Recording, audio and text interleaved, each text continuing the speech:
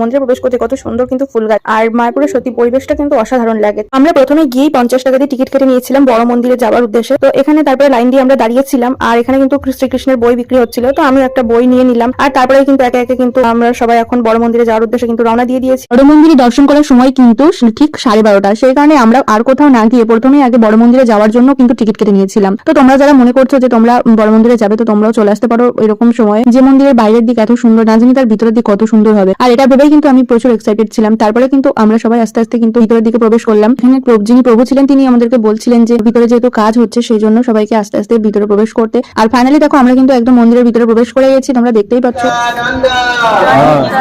जय जगत गुरु श्री प्रभुपाद की जय, श्री श्री मायापुर नवद्वीप धाम की जय। इस नवनिर्माण मंदिर में आप सभी भक्तों को सुस्वागतम।